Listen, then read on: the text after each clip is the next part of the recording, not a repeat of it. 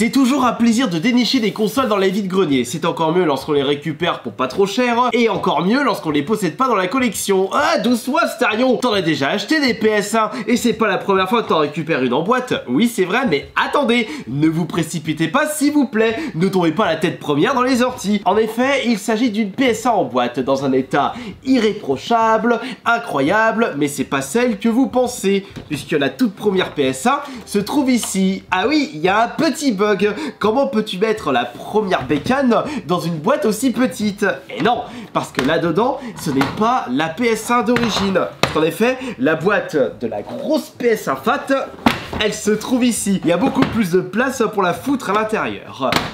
Pour ceux qui ne l'ont toujours pas remarqué, ici se trouve la PlayStation classique, ou devrais-je dire la mini PS1. Et ce que je trouve classe, c'est qu'ils ont vraiment repris le design de la première boîte de la PS1 européenne. Même image sur le devant, le côté jaune. Mais ne vous attendez pas à quelque chose de très rustique avec cette mini PS1. Vous n'allez pas retrouver le plaisir d'ouvrir le capot et de mettre votre jeu à l'intérieur avec une qualité d'image ultra dégueulasse pour les télé HD. La mini PS1 va vous permettre justement de jouer à des classiques de cette console en passant par un câble HDMI, et ça c'est incroyable. Par contre, des jeux sortis fin 90, quand il n'y a pas eu une petite retouche, ça pique aux yeux quand même. Mais qu'importe, parce que grâce à cette acquisition de vide-grenier, je vais enfin pouvoir vous présenter avec plusieurs années de retard cette version mini de la PlayStation qui était sortie, je ne sais plus en quelle année, je crois que elle est sortie avant le Covid. Oui, elle était sortie avant le Covid. Et elle a été vendue au prix faramineux de 100 €. Et je me souviens que ça avait fait un bad buzz parce que par rapport à ce qu'elle propose,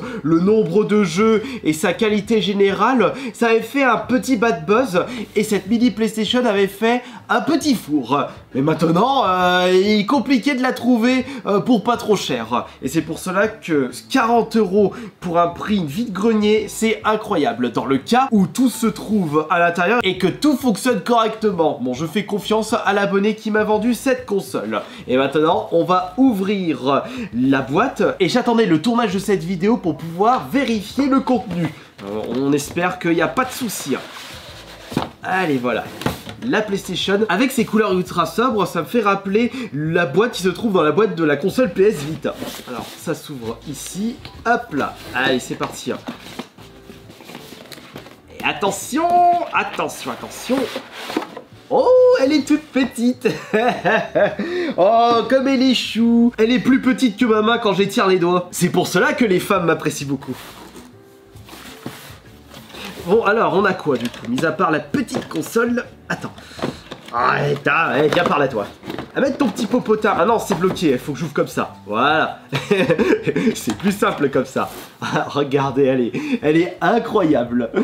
Par contre, ah si, on peut quand même appuyer sur les boutons, mais nous ne pouvons pas ouvrir le capot, ce qui est fort dommage. Bouton power, bouton reset, comme pour l'original. Et à l'arrière, nous avons une entrée pour pouvoir mettre le câble HDMI et une entrée pour l'alimentation. Cette console est d'occasion, elle a un petit peu de crasse. Attendez, je vais quand même vous montrer la différence avec l'original, parce que là... la différence de taille est incroyable. Au moins ça prend pas de place et vous pouvez la brancher directement sur votre télé HDMI avec justement l'entrée HDMI.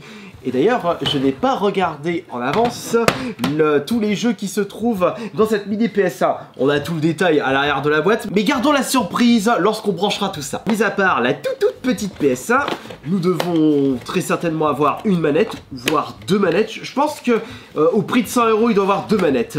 Ah bah voilà.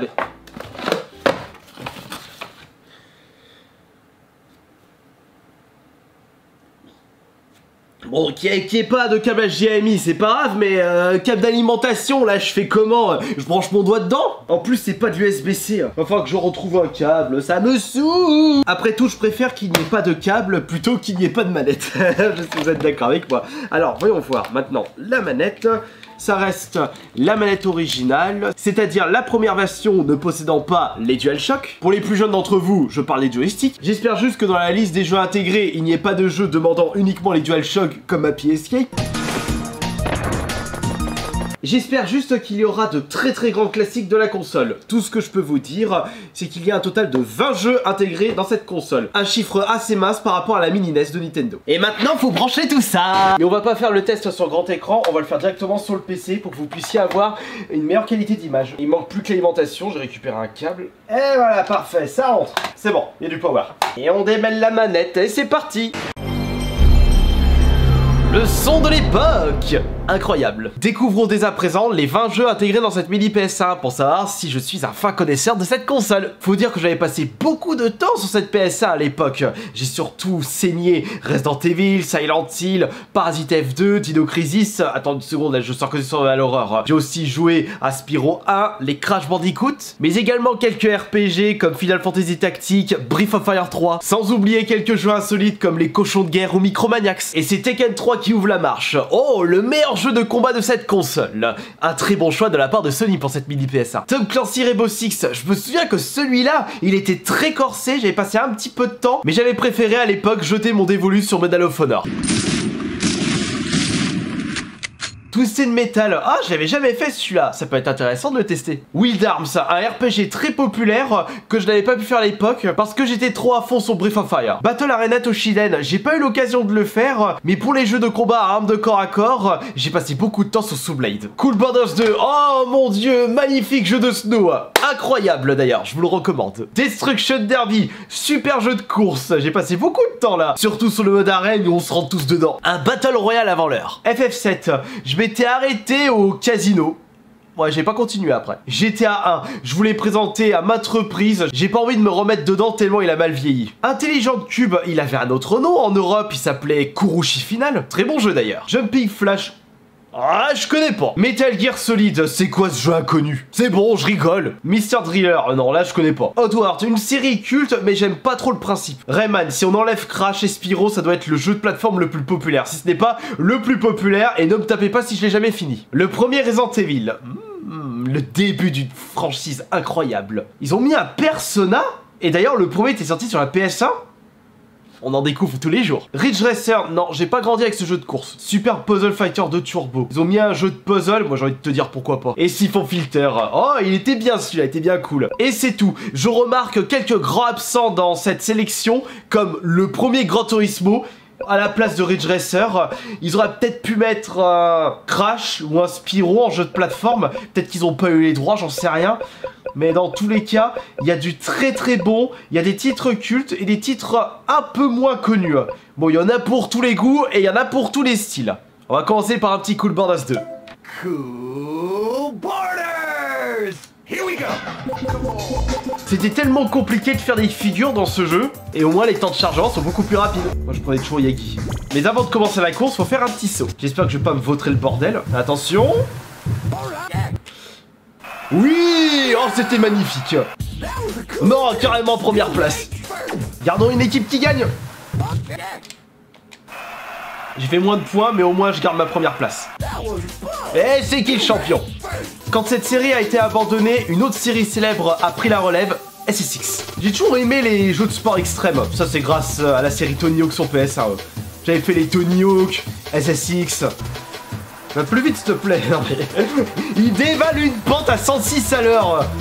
Tu te prends un mur, t'es mort. Il va plus vite qu'une voiture sur la nationale. Et quand on appuie sur le bouton reset, on revient dans le menu principal et on peut l'enregistrer au moment où on a appuyé sur le bouton reset. Ça c'est très bien. Je vais vous montrer le mode de fou sur Destruction Derby. Faut sélectionner le mode, c'est Destruction Derby. Attachez votre ceinture, ça va envoyer du steak. On va tous se rentrer dans la poire. C'est moi qui vais gagner. Ce bordel. Et c'est le premier encore en état de fonctionnement qui remporte la victoire. Oups. Bon, t'as l'impression de jouer au Play School là, sur la PS1. Mais à l'époque, c'était incroyable de jouer à ce genre de mode qui était uniquement disponible sur Destruction Derby. Après, ce jeu portait bien son nom. Oh, le public, on dirait une décharge. Oh, mais je me suis rentré... N'importe quoi. Oh, zut. Et maintenant, un peu de combat avec Tekken 3. Il n'y avait pas beaucoup de personnages à l'époque. Et ce qui est bien, c'est qu'ils ont mis le meilleur des 3 Tekken de la PS1. Puisqu'il y a eu le Tekken 1, 2 et 3. Et moi, personnellement, j'avais découvert avec ce Tekken. Et j'ai toujours pris Paul Phoenix. On va voir si je me débrouille bien.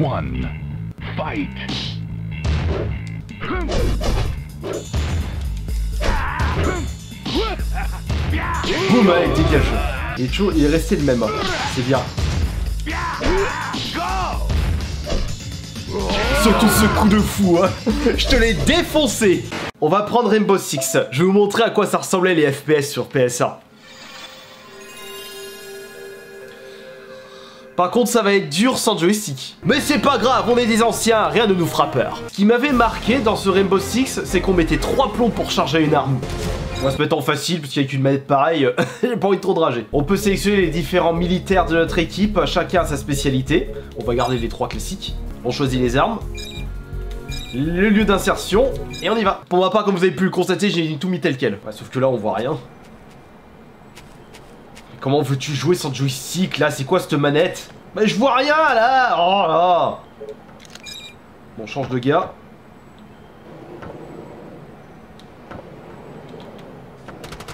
Comment t'ouvres la porte? Tu peux pas. Bah tu peux pas ouvrir la corde, c'est quoi ce bordel? Putain, il manque des boutons! Attends, je peux pas ouvrir la porte, c'est moi qui te mets! Oh, allez, vas-y, va te faire. Tout compte fait, c'est impeccable puisque j'ai réussi à récupérer une console qui marche et surtout une console que je ne possédais pas dans ma collection. Merci à l'abonné de me l'avoir vendu pour seulement 40 €. C'est 2 fois moins cher que les prix actuels sur internet pour justement une mini PS1 d'occasion.